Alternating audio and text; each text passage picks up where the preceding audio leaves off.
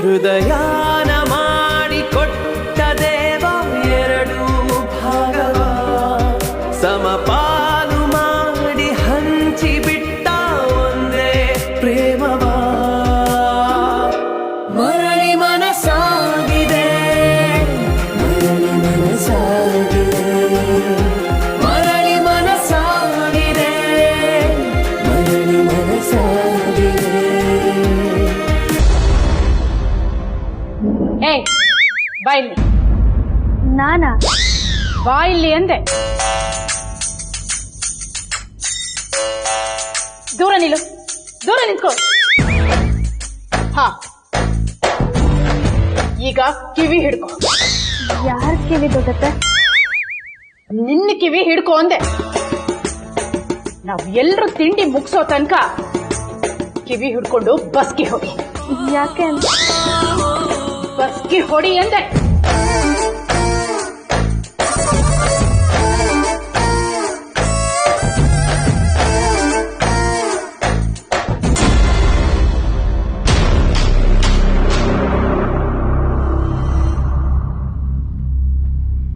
ಅಕ್ಕ, ನನ್ನ ಸೊಸೆಗೆ ಯಾವುದಕ್ಕೋಸ್ಕರ ಶಿಕ್ಷೆ ಕೊಟ್ಟಿದ್ದೀರಾ? ಸುಳ್ಳು ಹೇಳಿದ್ದಕ್ಕೆ. ನಿನ್ ಸೊಸೆ ನಮ್ಮ ಹತ್ರ ಸುಳ್ಳು ಹೇಳಿದಾಳೆ, ಅದಕ್ಕೆ ಆ ಕಾಡ್ಕೋಳಿ ನಮ್ಮ ಹತ್ರ ಅಷ್ಟೆಲ್ಲ ಮಾತಾಡೋ ಹಾಗಾಗಿತ್ತು. ಅಲ್ಲ ದೊಡ್ಡತ್ತೆ, ಆ ಸ್ಪಂದನ ಅವ್ರು ನಿಮ್ಮ ಹತ್ರ ಏನೇನೆಲ್ಲ ಮಾತಾಡಿದ್ದಾರೆ, ಬಟ್ ಆದ್ರೂ ನೀವು ಒಂದ್ಸಲಿನೂ ಅವ್ರಿಗೆ ಶಿಕ್ಷೆ ಕೊಟ್ಟಿಲ್ಲ. ನೀವು ಸಾರಿ ಕೇಳು ಅಂದ್ರೂ ಅವ್ರು ಕೇಳಲ್ಲ.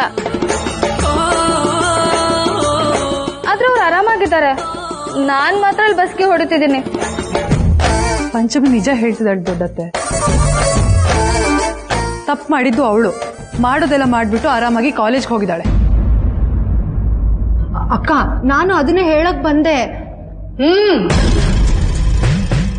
ಅಕ್ಕ, ಆ ಸ್ಪಂದನ ಬಾಯಿ ಮುಚ್ಚಿಸ್ಬೇಕು ಅಂತಾನೆ ಅಲ್ವಾ ಅಕ್ಕ ಪಂಚಮಿ ಸುಳ್ಳು ಹೇಳಿದ್ದು? ಸುಳ್ಳು ಹೇಳಿದ ತಪ್ಪಲ್ಲ ಉಮ್ಮ, ಸುಳ್ಳು ಹೇಳಿ ಸಿಕ್ಕಾಕೊಂಡ್ಲಲ್ಲ ಅದು ತಪ್ಪು. ಅದರಲ್ಲೂ ಆ ಕಾಡ್ಕೋಳಿ ಹತ್ರ ಸಿಕ್ಕಾಕೊಂಡ್ಲಲ್ಲ ಅದು ಇನ್ನೂ ದೊಡ್ಡ ತಪ್ಪು. ಸತ್ಯನ ತಲೆ ಬಗ್ಸಿ ಮೆಲ್ಲಗೆ ಹೇಳಿದ್ರೆ ಎಲ್ರೂ ಅದನ್ನ ಸುಳ್ಳು ಅನ್ಕೋತಾರೆ. ಅದೇ ಸುಳ್ಳನ್ನ ತಲೆ ಎತ್ತಿ ರಾಜಾರೋಷವಾಗಿ ಹೇಳಿದ್ರೆ ಜನ ಅದನ್ನ ಸತ್ಯ ಅನ್ಕೋತಾರೆ.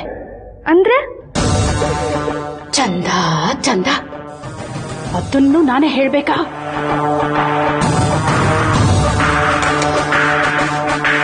ಆ ಕಾಡ್ಕೋಳಿ ಯಾರು ಹೇಳಿದ್ದು ಅಂತ ಕೇಳಿದ್ಲಲ್ಲ, ಯಾವ್ದಾದ್ರೂ ಒಂದು ಹೆಸರು ಹೇಳಕ್ ಏನಾಗಿತ್ತು ನಿನ್ಗೆ?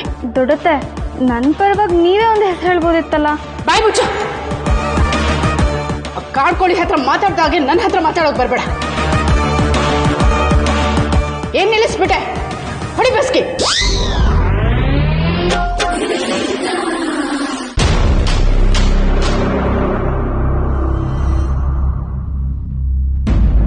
ವೈಷ್ಣವಿ,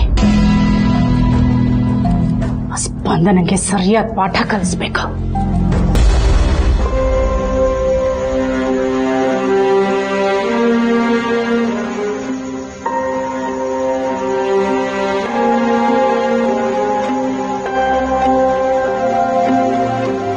ಆ ರೋಹಿತ್ ಮೇಲೆ 3 ಕೇಸ್ ಹಾಕಿದ್ದೀನಿ.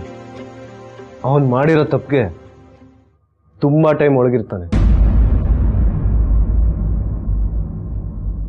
ಬೆಳಗ್ಗೆ ಎಲ್ಲರ ಎದುರುಗಡೆನೂ ನನ್ನ ಮೇಲೆ ರೇಗಾಡಿದ್ರಿ ಅಲ್ವಾ? ಈಗ ನನ್ನ ಸೈಲೆನ್ಸ್ನ ಅನುಭವಿಸಿ.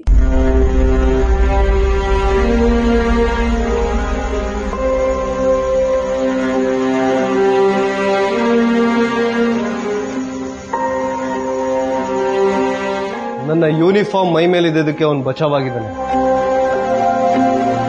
ಹಿಂದೆ ಹೋಗಿದ್ರೆ ಯಾವ ಹುಡುಗಿನ ಕಣ್ಣೆ ತೋಡ್ಬಾರ್ದು ಹಾಗೆ ಮಾಡ್ತಿದ್ದೆ.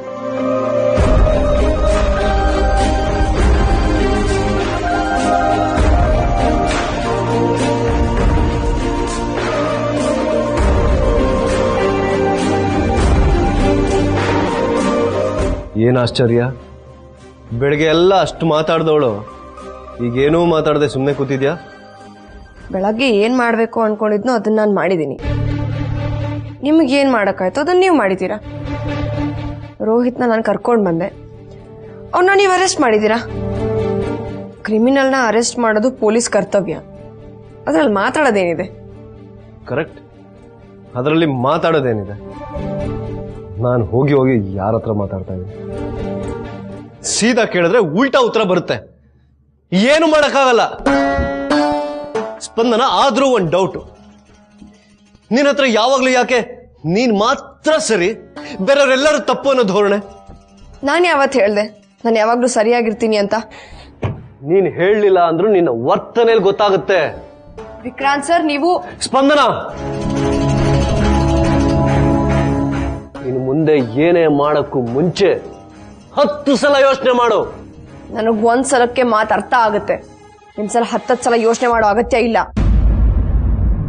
ಹೌದು,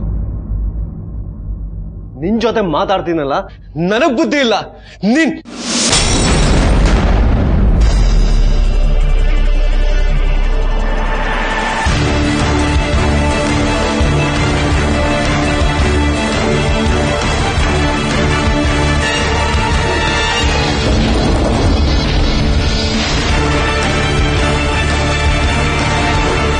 ಅಕ್ಕ, ನಮ್ಮ ಮನೆ ಕಿಟಕಿಗೆ ಯಾರ ಕಲ್ಲು ಹೊಡೆದ್ರು ಅಂತ ಅನ್ನಿಸ್ತಾ ಇಲ್ವಾ ನಿಮ್ಗೆ? ಇದು ನಾಯಕರ ಮನೆ ಉಮಾ. ಈ ಮನೆಗೆ ಕಲ್ಲು ಹೊಡೆಯೋ ಕೆಲಸ ಯಾರು ಯಾವತ್ತೂ ಮಾಡಲ್ಲ. ಮತ್ತೇನಿದು ಸೌಂಡು? ಪಳಾರ್ ಅಂತ ಗಾಜ್ ಹೊಡೆದಂಗೆ ಕೇಳಿಸ್ತು.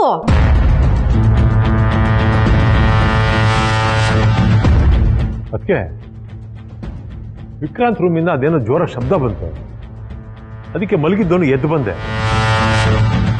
ಹಾಗಿದ್ರೆ ಆ ಕಾಡ್ ಕೋಳಿನ ಏನಾದ್ರೂ ಮಾಡಿರ್ತಾಳೆ ಅಕ್ಕ. ಅಯ್ಯೋ ರಾಮ, ಇವಳಿಗೇನ್ ಬಂದಿದೆ ಅಲೋಕ್? ಇಷ್ಟೊತ್ತಲ್ಲಿ ಇದನ್ನೆಲ್ಲ ನೋಡ್ಬೇಕು ನಾವು. ಕರ್ಮ.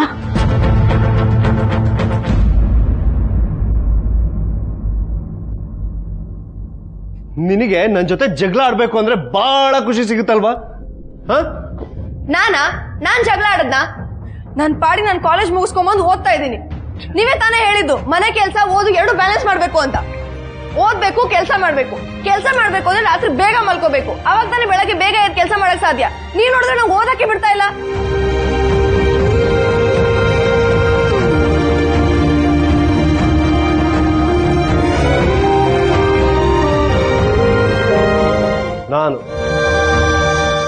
ನಾನು ನಿನಗೆ ಓದಕ್ ಬಿಡಲ್ವಾ?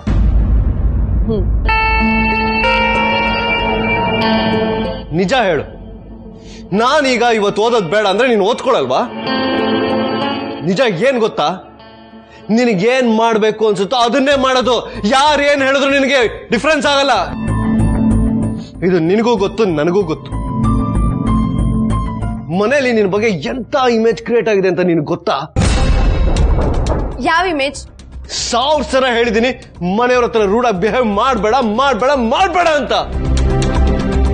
ನೀನ್ ಹೇಳ್ದಷ್ಟು ಜಾಸ್ತಿ ಮಾಡ್ತೀಯ ಹೊರತು ಇದುವರೆಗೂ ತಿದ್ಕೊಂಡಿಲ್ಲ. ನಾನ್ ಮಾತ್ರ ರೂಢಾಗಿ ಮಾತಾಡದ್ನ? ನೀವ್ ಅಮ್ಮನ ಹತ್ರ ಎಷ್ಟು ರೂಢಾಗಿ ಮಾತಾಡಿದ್ರಿ? ಅದು ಎಲ್ರ ಮುಂದೆ ಅಷ್ಟು ರೂಢಾಗಿ ನಡ್ಕೊಂಡ್ರಿ. ಅಮ್ಮಂಗೆ ಎಷ್ಟು ಹರ್ಟ್ ಆಗಿರಲ್ಲ.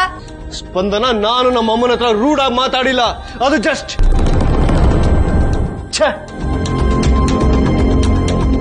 ಹೋಗಿ ಹೋಗಿ ಇವಳಿಗೆ ಎಕ್ಸ್ಪ್ಲನೇಷನ್ ಕೊಡ್ಬೇಕಲ್ಲ. ಅಮ್ಮ ನಿನ್ಗೆ ಯಾವಾಗ್ಲೂ ಸಪೋರ್ಟ್ ಮಾಡಿದ್ದಾರೆ, ಮನೆಯವ್ರನ್ನ ಎದುರು ಹಾಕೊಂಡು ಸಪೋರ್ಟ್ ಮಾಡಿದ್ದಾರೆ. ಆದ್ರೆ ಇವತ್ತು ನೀನ್ ತಪ್ಪು ಮಾಡಿರು. ಆದ್ರೂ ನಿನಗೆ ಸಪೋರ್ಟ್ ಮಾಡಿದ್ದು ಅವ್ರೆ. ಅದು ತಪ್ಪು ಅಂತ ಹೇಳಿದೆ ಅಷ್ಟೆ. ನಾನ್ ತಪ್ಪು ಮಾಡದ್ನಾ? ಹಾಗಾದ್ರೆ ನಿಮ್ ಮನೆಯವ್ರು ದೊಡ್ಡವರೆಲ್ಲ ಸರಿಯಾಗಿದ್ರ ಇವತ್ತು? ದೊಡ್ಡವ್ರನ್ನ ಬಿಡಿಸ್ಪಂದನ ನಿನಗೆ ಅಂತ ದೇವ್ರು ಬುದ್ಧಿ ಕೊಟ್ಟಿದಂತಾನೆ. ಯೋಚನೆ ಮಾಡು. ಅವ್ರಗಳಿಗೆ ನೀನ್ ಅರ್ಥ ಆಗಿಲ್ಲ ಅಂದ್ರೆ ನಿನ್ನ ರಾಂಗ್ ಆಗಿ ತಗೋತಾರೆ.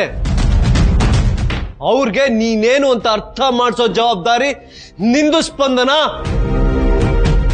ಇಷ್ಟು ದಿನದಲ್ಲಿ ಅವ್ರ ಜೊತೆ ಜಗಳ ಬಿಟ್ಟು ಬೇರೆ ಏನ್ ಮಾಡಿದ್ಯಾ? ಒಂದು ಸಲ ಅಲ್ಲ, ಪ್ರತಿ ದಿನ ನಿಂದ ಇದೇ ಕತೆ ಆಗೋಯ್ತು. ಅದಕ್ಕೆ ನಾನು ಇಷ್ಟು ಸಲ ಹೇಳ್ತೀರ ನಿನಗೆ. ನೋಡಿ, ಆ ರೋಹಿತ್ ಒಬ್ಬ ಕ್ರಿಮಿನಲ್ ಅಂತ ಪ್ರೂವ್ ಮಾಡಿ ಕವನ ಚಿಕ್ಕಿ ಇನ್ನೋಸೆಂಟ್ ಅಂತ ಮನೆಯವರಿಗೆ ಅರ್ಥ ಮಾಡಿಸ್ಬೇಕಿತ್ತು. ನಾನು ಅದನ್ನ ಮಾಡಿದೀನಿ. ನಿಮ್ ಮನೆಯವ್ರು ಏನ್ ಅನ್ಕೊಂಡ್ರು ನನ್ಗೇನು ಆಗ್ಬೇಕಾಗಿಲ್ಲ. ಇದೇ ಕೆಲ್ಸನ ಮನೆಯವ್ರಿಗೆಲ್ಲ ಹೇಳ್ಬಿಟ್ಟು ಮಾಡಿದಿದ್ರೆ ಇಷ್ಟೆಲ್ಲ ಜಗಳನೇ ಆಗ್ತಿರ್ಲಿಲ್ಲ. ನಿಮ್ ಮನೆಯವ್ರನ್ನ ಹೇಳಿದ್ರೆ ಅರ್ಥ ಮಾಡ್ಕೋತಾರ? ನಾನ್ ಕಾಲೇಜ್ ಹೋಗೋದೇ ಅವ್ರಿಗೆ ಇಷ್ಟ ಇರ್ಲಿಲ್ಲ. ನಾನು ಓದ್ಲೇಬೇಕು ಅಂತ ಹೇಳಕ್ ಎಷ್ಟು ಪ್ರಯತ್ನ ಪಟ್ಟೆ, ಅವ್ರು ಅರ್ಥ ಮಾಡ್ಕೊಂಡ್ರ? ಇಲ್ಲ ತಾನೆ? ನೀವು ಬಂದು ನನ್ನ ಪರವಾಗಿ ಮಾತಾಡಿದ್ದಕ್ಕೆ ಇವತ್ ನಾನು ಕಾಲೇಜ್ ಹೋಗಿ ಒಪ್ಕೊಂಡಿದ್ದಾರೆ. ಆಗ ನೀವ್ ನನ್ನ ಪರವಾಗಿ ಮಾತಾಡಿದ್ದು ತಪ್ಪಲ್ಲ ಅನ್ನೋದಾದ್ರೆ ಇವತ್ ನಾನು ಕವನ ಚಿಕ್ಕಿ ಪರವಾಗಿ ಮಾತಾಡಿದ್ದು ತಪ್ಪಲ್ಲ.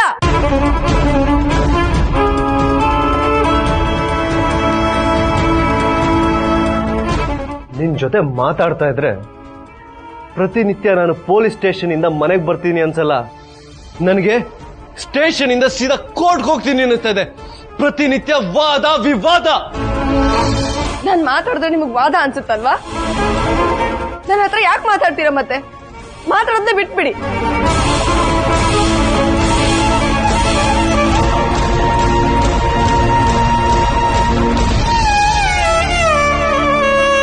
ಆಯ್ತು, ಸರಿ, ಈ ಸಲನೂ ತಪ್ಪೆಲ್ಲ ನಂದೆ. It's my mistake, accepted.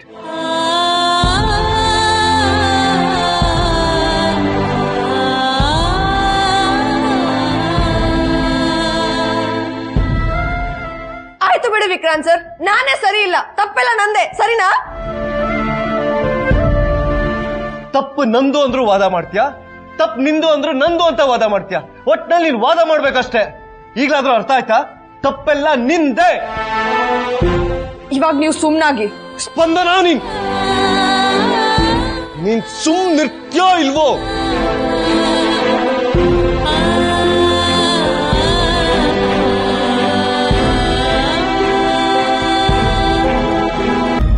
ನಿನಗೆ ನಾನು ನಾನು ಅನ್ನೋ ಅಹಂಕಾರ ತುಂಬಿಡಿದೆ.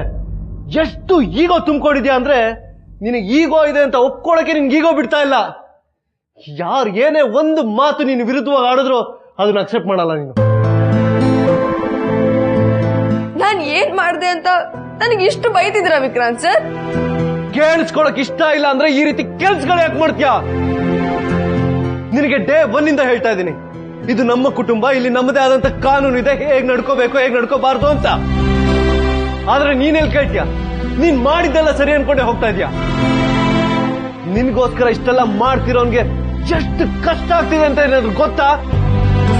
ಅಟ್ಲೀಸ್ಟ್ ಒಂದಿನಾದ್ರೂ ನನ್ನ ಪ್ರಾಬ್ಲಮ್ಗಳನ್ನ ಅರ್ಥ ಮಾಡ್ಕೊಳಕ್ ಟ್ರೈ ಮಾಡಿದ್ಯಾ?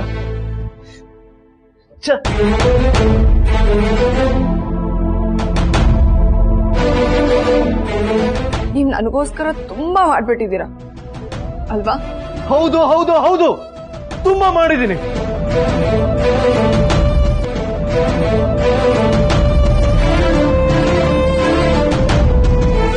ಹಾಗಿದ್ರೆ ಅದ್ ಏನೇನ್ ಮಾಡಿದ್ದೀರಾ ಹೇಳಿ. ಹೇಳ್ಬೇಕಾ? ಹೇಳ್ತೀನಿ, ಕಿವಿ ಕೊಟ್ಟು ಕೇಳಿಸ್ಕೊ. ನಿನ್ನ ಮದುವೆ ಆಗಿದ್ಯಾರು? ನಾನು. ಆ ಭವಾನಿ ಶಂಕರಿಂದ ನಿನ್ನ ಕಾಪಾಡಿದ್ಯಾರು? ನಾನು. ನಿನ್ನ ಬೆಂಗಳೂರು ಕರ್ಕೊಂಡ್ ಬಂದಿದ್ಯಾರು? ನಾನು. ನಿನ್ನ ಕಾಲೇಜಿಗೆ ಸೇರಿಸಿ ವಿದ್ಯಾಭ್ಯಾಸ ಮಾಡಿಸ್ತಿರೋದು ಯಾರು? ನಾನು. ಆದ್ರೆ ನೀನ್ ನನ್ಗೋಸ್ಕರ ಏನ್ ಮಾಡಿದ್ಯಾ? ಏನ್ ಮಾಡಿದ್ಯಾ?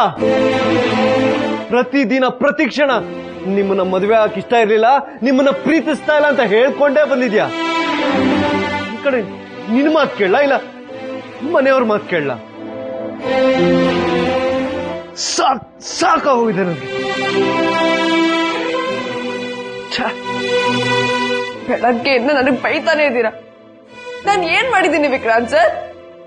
ನಾನೇನ್ ಮಾಡಿದ್ದೀನ? ಯಾವುದು ಅಂತ ಹೇಳಿ ಸ್ಪಂದನ. ಹ, ನೀನು ಮಾಡಿರೋ ತಪ್ಪುಗಳಿಂದ ನನ್ನ ಲೈಫಲ್ಲಿ ನೆಮ್ಮದಿನೇ ಇಲ್ದಿರಂಗಾಗಿದೆ.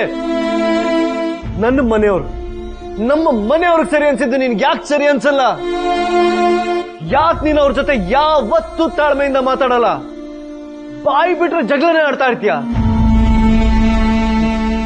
ಈ ನಿನ್ನ ಬಿಹೇವಿಯರ್ ಇಂದ ನನ್ನ ಫ್ಯಾಮಿಲಿಗೆ ಎಷ್ಟು ನೋವಾಗಿದೆ ಅಂತ ಒಂದೇ ಒಂದಿನ ಯೋಚನೆ ಮಾಡಿದ್ಯಾ? ಅಟ್ಲೀಸ್ಟ್ ನನಗೆ ಎಷ್ಟು ನೋವಾಗಿದೆ ಅಂತ ಅದ್ರ ಗೊತ್ತಾ ನಿನಗೆ?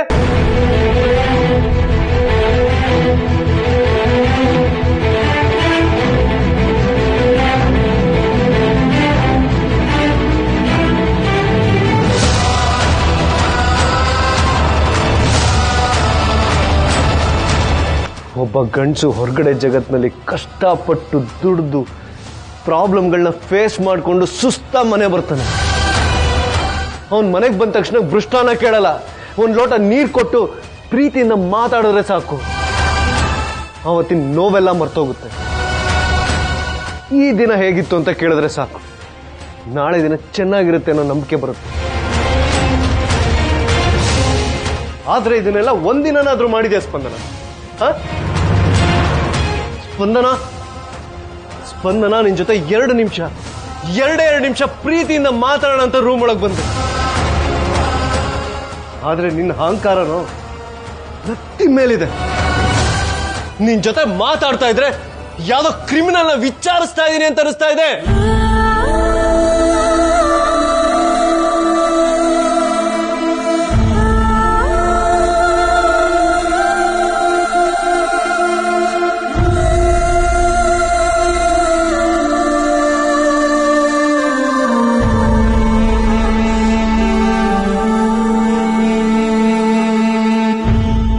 ನಾನು ನಿಮಗೆ ಕ್ರಿಮಿನಲ್ ಆಗ್ಬಿಟ್ಟೆ ಅಲ್ವಾ? ಹೌದು, ತಪ್ಪು ನಂದು, ತಪ್ಪೆಲ್ಲ ನಂದೆ. ನಿನ್ನ ಜೊತೆ ಡಿನ್ನರ್ಗೆ ಹೋಗ್ಬೇಕು ಅಂತ ಅನ್ಕೊಂಡಲ್ಲ, ತಪ್ಪು ನಂದು. ನಾನೊಬ್ಬ ಅನ್ಕೊಂಡ್ರೆ ಎಲ್ಲಿ ಏನಾಗುತ್ತೆ? ಏನೂ ಆಗಲ್ಲ.